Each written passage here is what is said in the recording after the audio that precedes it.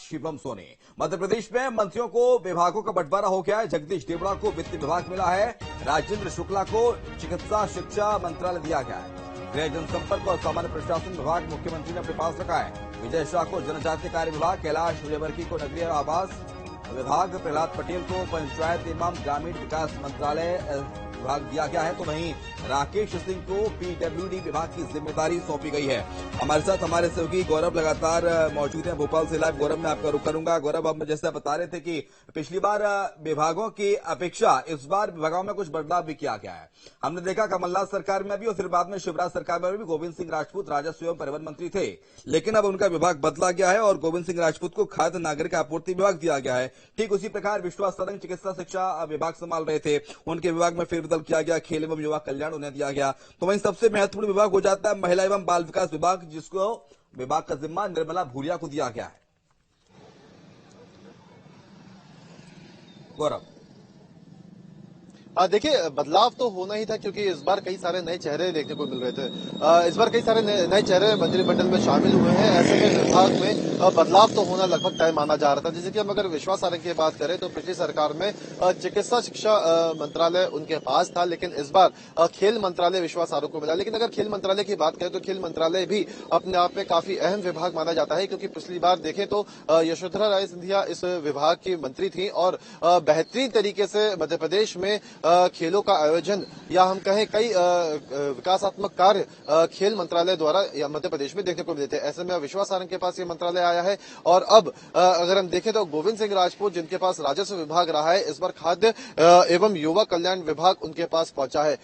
बदलाव इस तरीके से किया गया है कि ताकि कोई भी नेता अपने विभाग को लेकर मायूस ना हो या कहें कि किसी भी नेता को ये न लगे कि उसके कद के हिसाब से या उसके तजुर्बे के हिसाब से उसको कोई छोटा विभाग दिया गया है। विभागों में बदलाव एक सकारात्मक तरीके से यहाँ पे देखना चाहिए, क्योंकि बैलेंस करते हुए इस बार विभागों को बांटा गया है। क्योंकि इस बार के मंत्रिमंडल में देखिए तो बहुत सारे सीनियर लीडर इस बार शामिल हुए हैं, जिसमें हम कैलाश विजयवर्गीय की बात करें या अगर हम देखें तो प्रहलाद पटेल की बात करें, राकेश सिंह की बात करें, उदय प्रताप सिंह की बात करें जो सांसद रहे और अब विधायक के तौर पर शामिल हुए हैं कैबिनेट में। तो तमाम बड़े नेता थे, उनका भी ध्यान रखना था। इसके अलावा इस बार मध्य प्रदेश में 2 डेप्यूटी सीएम है। कोई संवैधानिक पद तो नहीं, लेकिन प्रोटोकॉल में अपने आप में बड़ा पद होता है। ऐसे में उनके विभाग को लेकर भी एक बैलेंस तौर पर विभागों का बंटवारा किया जाना था।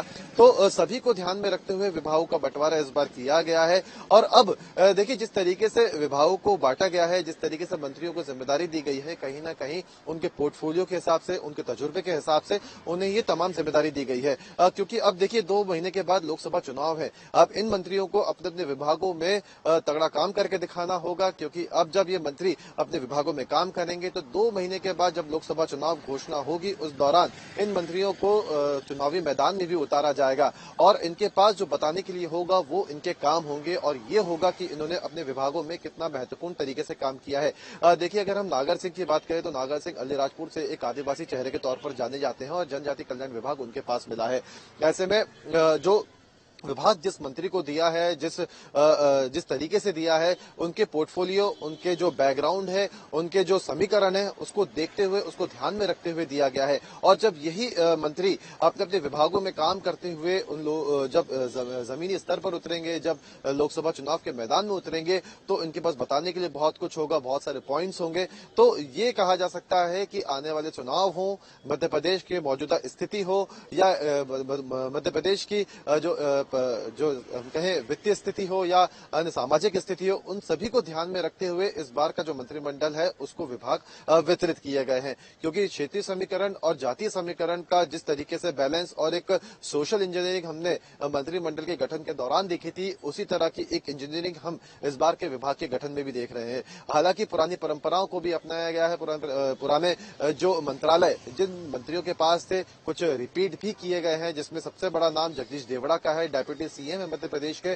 पिछली सरकार में भी वित्त मंत्रालय उनके पास था, वाणिज्य मंत्रालय उनके पास था। इस बार भी ये दोनों मंत्रालय उनके पास रखे गए हैं। मध्य प्रदेश की वित्तीय स्थिति की बात करें तो वो भी इस बार एक बड़ी चुनौती जगदीश देवड़ा के सामने होगी, मौजूदा सरकार के सामने होगी, क्योंकि लगातार जिस तरीके से कर्ज की बात को लेकर विपक्ष भी सरकार पर हमलावर रहा है। ऐसे में प्रदेश में द्वितीय क्षेत्र को बढ़ावा देते हुए किस तरीके से वित्तीय स्तर पर प्रदेश को मजबूत किया जाए, ये सरकार के के सामने एक बड़ी चुनौती होगी, तो साथ ही साथ वित्तीय स्थिति को मजबूत करते हुए विकास के काम भी करना एक बड़ी जिम्मेदारी प्रदेश सरकार की होगी। और इसी को ध्यान में रखते हुए जितने भी डेवलपमेंट के विभाग है वो तमाम विभाग सीनियर लीडर्स के पास पहुंचे हैं, जिसमें कैलाश विजयवर्गीय के पास नगरीय प्रशासन विभाग पहुंचा है। वही अगर हम स्वास्थ्य विभाग की बात करें तो स्वास्थ्य विभाग के लिए भी देखिए तो स्वास्थ्य विभाग भी राजेंद्र शुक्ला के पास पहुंचा है।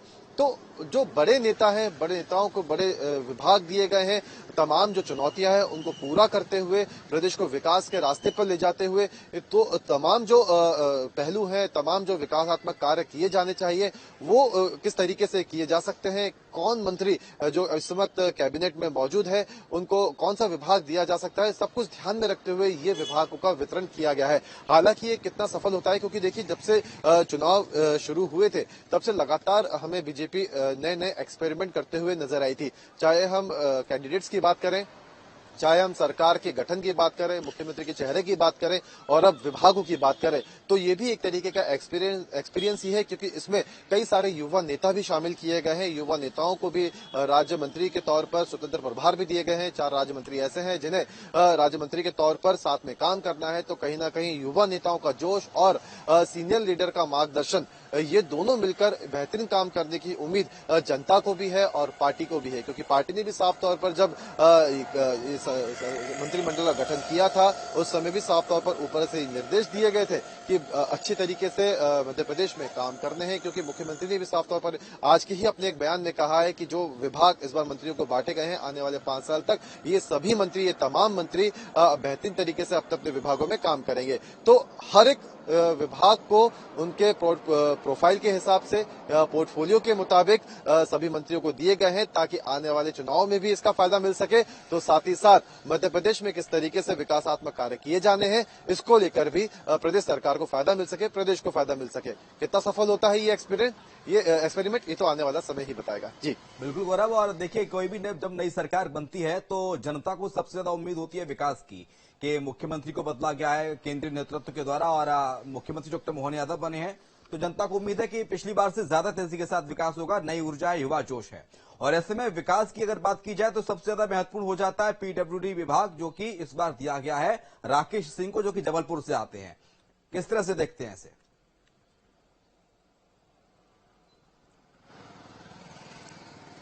देखिए, राकेश सिंह एक सीनियर लीडर हैं मध्य प्रदेश में, बीजेपी के प्रदेश अध्यक्ष के तौर पर भी उन्होंने काम किया, सांसद बनके लोकसभा भी गए। अब उसके बाद उन्हें जिम्मेदारी दी गई है मध्य प्रदेश शासन में पीडब्ल्यूडी मंत्री के तौर पर। देखिए, पीडब्ल्यूडी विभाग की बात करें तो पीडब्ल्यूडी विभाग को लेकर भी कई सारी अनियमितताएं कई बार हमें देखने को मिलती हैं। प्रशासनिक स्तर पर ये गलतियां होती हैं, जिसकी वजह से कई बार खामियाजा भुगतना भी पड़ता है आम लोगों को। ऐसे में राकेश सिंह को जब ये जिम्मेदारी दी गई है तो कहीं ना कहीं पीडब्ल्यूडी विभाग में बेहतरीन काम करने की कोशिश यहाँ पे की जाएगी। अगर हम दूसरी योजनाओं की बात करें तो पीडब्ल्यूडी विभाग से जुड़ी हुई कई सारी योजनाएं हैं जिसको लेकर क्रियान्वयन किया जाना अभी बाकी है। जिस तरीके से मध्य प्रदेश में संकल्प यात्रा जारी है, ऐसे में इन तमाम योजनाओं को जो पीडब्ल्यूडी विभाग से भी जुड़ी हुई हैं लोगों तक किस तरीके से पहुंचाना है, ये कोशिश शासन स्तर पर तो रहेगी। तो साथ ही साथ अब राकेश सिंह की ये जिम्मेदारी रहेगी कि पीडब्ल्यूडी मंत्री रहते हुए उन योजनाओं को अच्छी तरीके से मध्य प्रदेश में लागू किया जाए, क्योंकि देखिए अगर हम देखें तो हर घर नल योजना के मुताबिक मध्य प्रदेश का बुरहानपुर एक पहला ऐसा जिला बना था जहां हर घर नल पहुंचे थे। इसके लिए मध्य प्रदेश को ख्याति भी प्राप्त हुई थी। ऐसे ही कई सारी योजना है जो पीडब्ल्यूडी विभाग से जुड़ी हुई हैं और उन योजनाओं को किस तरीके से सफलतापूर्वक हर घर तक पहुंचाना है, ये एक बड़ी जिम्मेदारी मध्य प्रदेश सरकार की रहने वाली है। संकल्प यात्रा के दौरान भी ये बात कही गई थी। ऐसे में अब राकेश सिंह की जिम्मेदारी बहुत ज्यादा बढ़ जाती है कि वो इन योजनाओं को हर तरीके से मध्य प्रदेश में लागू करवाए और जनता की जो समस्याएं हैं उनको दूर किया जाए। बाकी अगर हम देखें तो जो और भी महत्वपूर्ण विभाग है उनके लिए भी मैं आपका ध्यान आकर्षित करना चाहूंगा। जैसे कि हम जो राज्य मंत्रियों की बात कर रहे थे कि जिन राज्य मंत्रियों को इस बार मध्य प्रदेश शासन में अपने स्तर पर रखा गया है, प्रतिमा बागरी जो पहली बार विधायक बनी और अब पहली बार वो विधायक बनने के बाद ही मंत्री बन गई है, उन्हें नगरीय प्रशासन विभाग के साथ राज्य मंत्री का प्रभार दिया गया है, यानी अब वो कैलाश विजयवर्गीय के साथ काम करेंगी। तो इसी तरीके से जो तमाम मंत्री हैं, जो युवा मंत्री हैं, कृष्णा गौर पहली बार इन्हें मंत्री बनाया गया है, बाबूलाल गौर की बहू, और इनके जिम्मे भी गौरव पिछड़ा वर्ग एवं अल्पसंख्यक कल्याण विभाग, विमुक्तु, घुमंतु और अर्ध घुमंतु कल्याण विभाग दिया गया है, कितना बड़ा जिम्मेवारी से कहेंगे। इसके साथ साथ अगर बात की जाए तो महिला एवं बाल विकास विभाग जो दिया गया है उसको लेकर निर्मला भूरिया को दिया गया है। महिला बाल विकास विभाग, क्योंकि कहा जाता है कि मध्य प्रदेश में सरकार को बनाने में, भारतीय जनता पार्टी को वोट देने में सबसे ज्यादा योगदान महिलाओं का रहा है, क्योंकि जो योजनाएं चलाई गई थी मुख्यमंत्री के द्वारा महिलाओं के पक्ष में, उन योजनाओं का एग्जीक्यूशन जमीनी स्तर पर मध्य प्रदेश में हुआ और महिलाओं का एक तरह से कहें कि आशीर्वाद भारतीय जनता पार्टी को मिला है।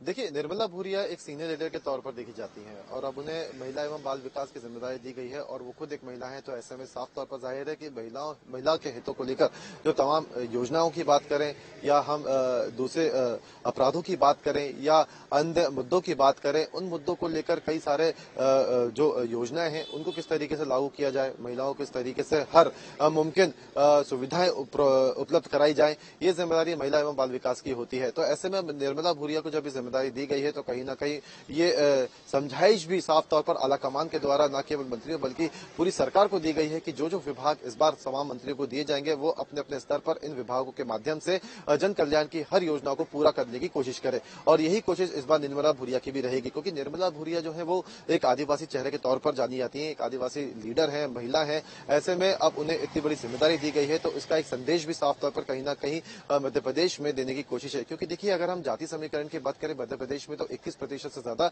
मध्य प्रदेश में आदिवासी वोटर्स हैं, जो 24 से ज्यादा सीटों को प्रभावित करते हैं। क्योंकि अन्य सामान्य सीटों की बात कर रहा हूं मैं, क्योंकि यहाँ पे देखें तो 47 सीटें आरक्षित हैं अनुसूचित जनजाति के लिए। और देख सकते हैं जितने भी जनजातीय नेता इस बार मंत्रिमंडल में शामिल हुए हैं उन्हें बड़ी जिम्मेदारी दी गई, चाहे विजय शाह की बात करें, नागर सिंह चौहान की बात करें, निर्मला भूरिया की बात करें या संपतिया उइके की बात करें। ये तमाम जो बड़े लीडर्स हैं आदिवासी जनजाति से आते हैं और इन सभी नेताओं को बड़ी जिम्मेदारी दी गई है। इसमें निर्मला भूरिया एक महत्वपूर्ण चेहरे के तौर पर जानी जाती है। और महिला एवं बाल विकास विभाग एक ऐसा विभाग है जिनसे जुड़ी हुई कई सारी योजनाएं चल रही हैं, जिसमें एक अगर हम देखें तो लाडली बहना योजना की बात करें तो वो एक बहुत बड़ा फैक्टर इस बार के विधानसभा चुनाव में बीजेपी के लिए साबित हुआ है। ऐसे में ये जो तमाम योजनाएं हैं वो अच्छी तरीके से लागू रह सके, उनको सही तरीके से संचालित किया जा सके, ये जिम्मेदारी अब निर्मला भूरिया के ऊपर रहेगी।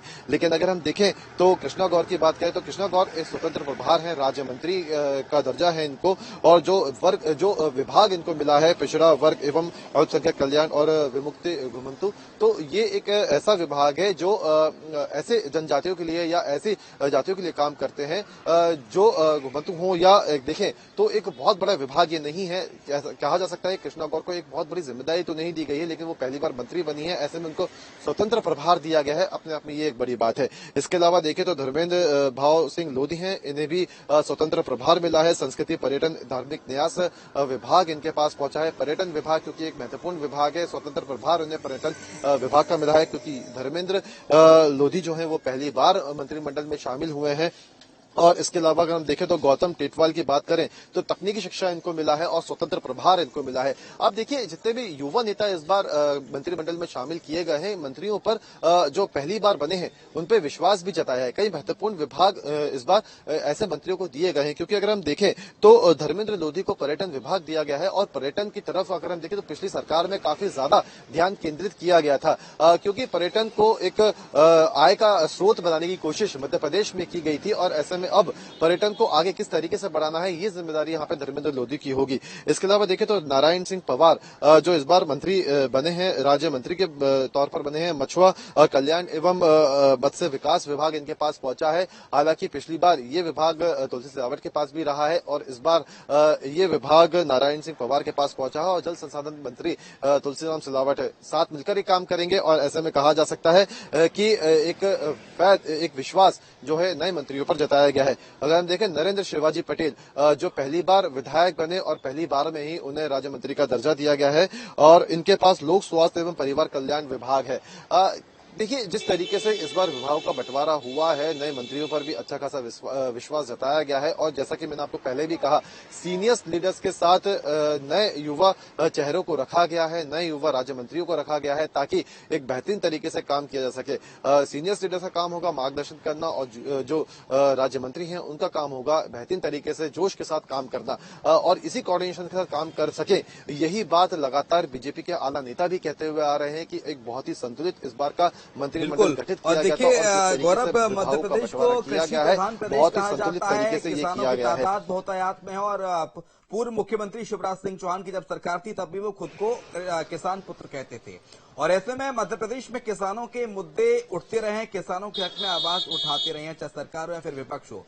और कृषि विभाग बहुत महत्वपूर्ण हो जाता है। ऐंदल सिंह कंसाना को किसान कल्याण एवं कृषि विकास विभाग दिया गया है। कितनी बड़ी जिम्मेदारी है। इसके साथ साथ कृषि के क्षेत्र में मध्य प्रदेश आगे किस तरह के आयाम और आगे ऐंदल सिंह कंसाना के नेतृत्व में गढ़ेगा।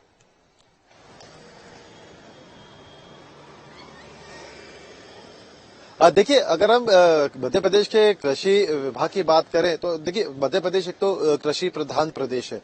यहाँ पे जो जीडीपी की अगर बात करें, जीडीपी में सबसे बड़ा योगदान कृषि का ही होता है। और लगातार पिछले अगर हम 10 सालों का रिकॉर्ड उठाकर देखें तो कृषि के उत्पादन की अगर हम देखें तो जो अगर हम रबी की फसलों की बात करें या अन्य फसलों की बात करें तो उसके उत्पादन में लगातार बढ़ोतरी देखने को हमें मिली है। और लगातार हम 2018, 19, 20 की बात करें तो हमने कई अवार्ड भी जीते हैं। और उस दौरान ये कहा जाता था कि मुख्यमंत्री, जो पूर्व मुख्यमंत्री शिवराज सिंह चौहान थे, तात्कालिक मुख्यमंत्री थे, उनके नेतृत्व में कृषि ने काफी अच्छी तरीके से मध्य प्रदेश में विकास किया है। ऐसे में अब ऐंदल सिंह कंसाना के पास ये बहुत बड़ी चुनौती होगी कि कृषि को आय का स्रोत बनाया जा सके किसानों के लिए। क्योंकि देखिए, जिस तरीके से मध्य प्रदेश में कृषि की बात की जाती है तो ये कहा जाता है कि कृषि किसानों का आय का स्रोत बन सके। क्योंकि आज के समय भी अगर हम देखें तो कृषि को आज भी किसान अपनी प्राथमिक आय के तौर पर नहीं देखते हैं, लेकिन इसे प्राथमिक आय के तौर पर देखने के लिए जरूरी है कि उनके और भी ज्यादा तरीके से जो दूसरी चीजें हैं वो मुहैया कराना, अन्य सुविधाएं उनको मुहैया कराना। क्योंकि आज भी कई ऐसे ग्रामीण क्षेत्र हैं जहां पर बिजली की संकट देखने को मिलता है, सिंचाई परियोजनाओं की दिक्कतें हैं वो हमें देखने को मिलती हैं। ऐसे में अब ऐंदल सिंह कंसाना जो खुद चंबल क्षेत्र से आते हैं, जहां चंबल नदी के निचले हिस्से में कृषि का बहुआयात हम देखें तो उत्पादन देखने को मिलता है। अब ऐसे में उनके ऊपर अब पूरे प्रदेश की जिम्मेदारी होगी और प्रदेश के तमाम ऐसे क्षेत्र जहां आज भी कृषि की स्थिति बहुत अच्छी नहीं है, जिसमें सबसे ज्यादा बुरी स्थिति में आज के समय में बुंदेलखंड है, उन जगहों पर कृषि के स्थिति को बेहतर कर सके, नए तकनीकों को इस्तेमाल कृषि में लाया जा सके, ये तमाम सुविधाएं अब मध्य प्रदेश में उपलब्ध कराना ऐंदल सिंह कंसाना के लिए एक चुनौती होगी। क्योंकि देखिए, जब भी हम कृषि के विकास की बात करते हैं तो सबसे बड़ी समस्या आती है बजट की। क्योंकि मध्य प्रदेश में अगर हम देखें तो लगातार जिस तरीके से वित्तीय संकट की बातें कही जाती रही हैं, ऐसे में हर सुविधाओं को डेवलप कर पाना वित्तीय संकटों की वजह से काफी समस्याएं आती हैं। ऐसे में अब जिस तरीके से विभागों का बंटवारा हुआ है, एक तरफ जहां वित्त मंत्री जगदीश देवड़ा को बनाया गया है तो वहीं ऐंदल सिंह कंसाना को कृषि मंत्री बनाया गया है। एक कोऑर्डिनेशन यहां पे सभी मंत्रालयों में रहना बहुत जरूरी है। और मैं आपको बताना चाहूंगा कि जब मंत्रिमंडल का गठन हो रहा था उस समय इस बात को लेकर भी मंथन हुआ था कि जितने भी मंत्री इस बार बनाए जा रहे हैं उनको जिस तरीके से विभाग दिए जाए, उनके बीच में इस तरह का कोऑर्डिनेशन हो कि हर विभाग को एक दूसरे विभाग से ऐसा सपोर्ट मिले कि ताकि कहीं भी अगर कोई काम किया जाना है या कहीं भी कोई दिक्कतें आए तो दूसरे विभाग से वो सहायता दी जा सके। क्योंकि अगर हम देखें तो तमाम जो खर्चे सरकार के होते हैं वो संचित निधि पर भारित होते हैं।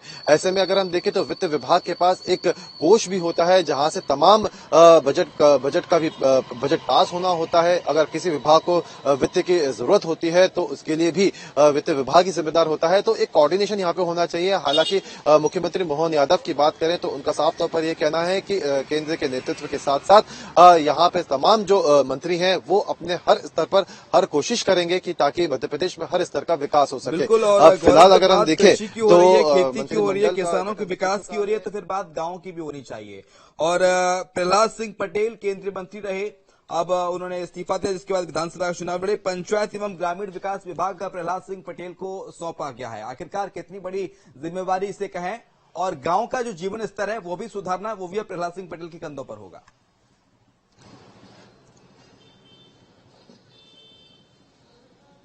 देखिए, प्रहलाद पटेल एक सीनियर लीडर हैं और एक केंद्र में भी उन्होंने मंत्रालय संभाला है। उनको ये पता है कि किस तरीके से काम करना चाहिए, क्योंकि केंद्र स्तर पर वो मोदी सरकार में काम करके आए हैं और मोदी सरकार का एजेंडा हमेशा विकास का ही रहा है।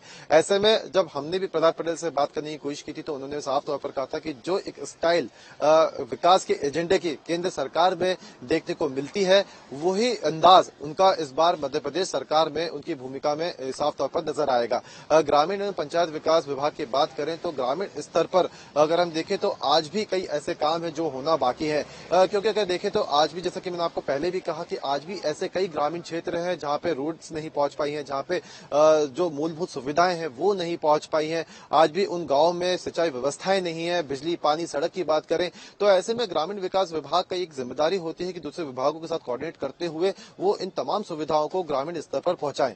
और प्रहलाद पटेल जो एक कुशल नेतृत्व के तौर पर जाने जाते हैं, उनको एक बड़ी जिम्मेदारी यहाँ पे दी गई है, क्योंकि देखिए अगर हम मध्य प्रदेश की बात करें तो आज मध्य प्रदेश में 75% से ज्यादा जनसंख्या ग्रामीण क्षेत्र में रहती है।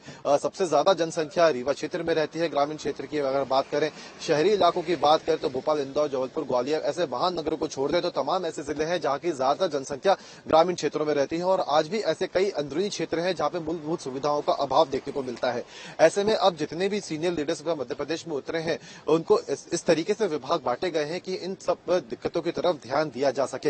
हालांकि अब किस तरीके से ये मंत्री काम करते हैं, किस तरीके से अपनी जिम्मेदारी को निभाते हैं, ये तो देखने वाली बात होगी। लेकिन कहीं ना कहीं मध्य प्रदेश में एक चुनौती जरूर इन लोगों के सामने होगी, क्योंकि जिस तरीके से वित्त संकट का अभाव या वित्त संकट हमें देखने को मिलता है मध्य प्रदेश में, उसको भी एक तो आगे बढ़ाना है। मध्य प्रदेश के शहरी क्षेत्रों में जो इंडस्ट्रियलाइजेशन की बात सरकार करती है उसको आगे बढ़ाना है। ग्रामीण क्षेत्रों में अगर हम देखें तो ग्रामीण क्षेत्रों में मूलभूत सुविधाओं को आगे बढ़ाना है, उनका विकास करना है। तो ये तमाम जो चुनौतियां हैं मिलकर काम करना पड़ेगा, तब जाकर मध्य प्रदेश को एक सही बिल्कुल, और जगह मध्य पर प्रदेश लाया को जा एक सकता है। सही क्योंकि दिशा अगर हम मिलेगी देखें मध्य इससे, प्रदेश के और आसपास सबसे महत्वपूर्ण भी हो जाता है कि किसी भी प्रदेश का लॉ एंड ऑर्डर, कानून व्यवस्था वहां पर कैसी है गौरव, और इसका जिम्मा ले लिया खुद मुख्यमंत्री डॉक्टर मोहन यादव ने, क्योंकि होम मिनिस्ट्री, गृह विभाग जो है मुख्यमंत्री के पास रहेगा। और उसकी झलक कुछ दिन पहले देखने को मिली जब भोपाल और इंदौर के बाद जबलपुर और ग्वालियर को भी कमिश्नरेट बनाने की बात कही गई मुख्यमंत्री मोहन यादव के द्वारा। कैसे बेहतर पुलिसिंग हो, किस तरह से अपराधियों पर लगाम लगाई जाए, किस तरह से कम मध्य प्रदेश में अपराध हो, क्योंकि शांति का टापू मध्य प्रदेश है और शांति का टापू ही रहना चाहिए।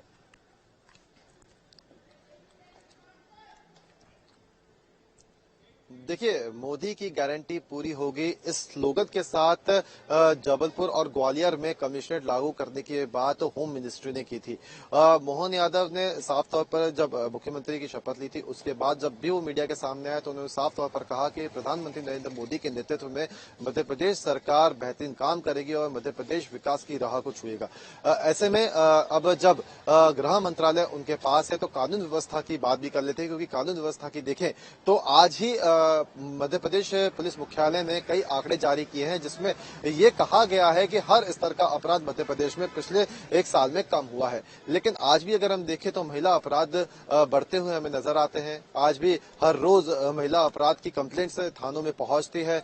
कई बार ऐसी शिकायतें भी मिलती हैं कि लोगों की समस्याएं सुनी नहीं जा रही हैं, उनको कई सारी समस्याएं देखने को मिलती हैं।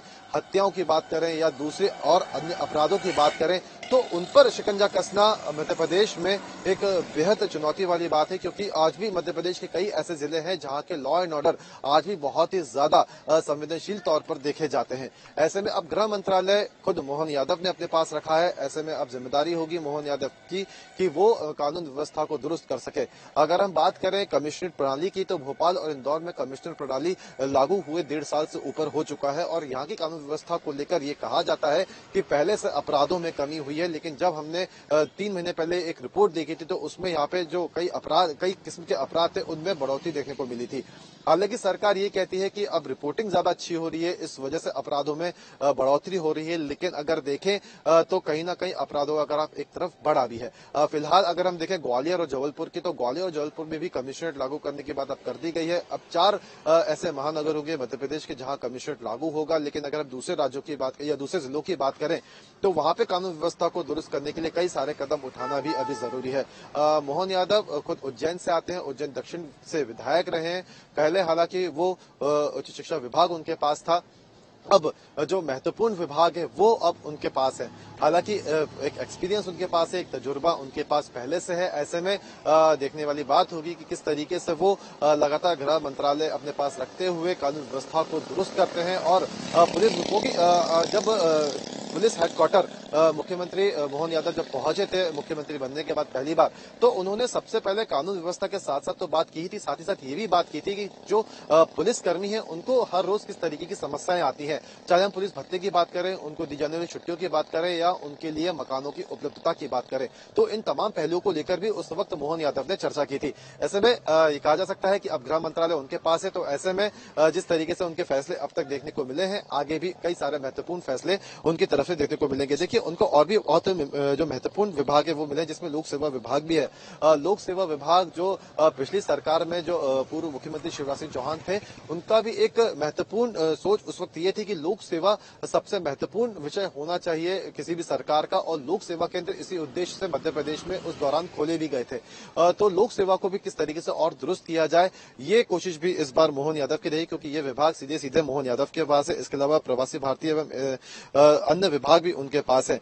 तो कहा जा सकता है एक संतुलित जो संतुलित मंत्रिमंडल के बाद संतुलित विभागों का बंटवारा आज हो गया है। ऐसे में अब इंतजार है लोगों को आने वाले दिनों का, जब ये मंत्री अपना अपना काम संभालेंगे, अपना अपना कार्यभार संभालेंगे, और कार्यभार संभालने के बाद किस तरीके के फैसले इनके द्वारा लिए जाते हैं, इस पर अब सबकी नजरें टिकी रहेंगी, क्योंकि आने वाले समय में 2 महीने के बाद लोकसभा चुनाव भी हैं। ऐसे में अब इस बात की उम्मीद भी जताई जा रही है कि आने वाले 1 से 1.5 महीने के अंदर ताबड़तोड़ फैसले मध्य प्रदेश शासन के तमाम सारे कयासों पर गौरव विराम लग गया है और मध्य प्रदेश में विभागों का बंटवारा सिलसिलेवार तरीके से हो गया है। और ऐसे में उम्मीद जताई जा रही है कि जिस मंत्री को जो विभाग दिया गया है वो उस विभाग में काम करेंगे और इसके साथ साथ मध्य प्रदेश विकास के एक नए आयाम गढ़ेगा, रचेगा। बहुत शुक्रिया आपका गौरव, तमाम सारी जानकारी को साझा करने के लिए।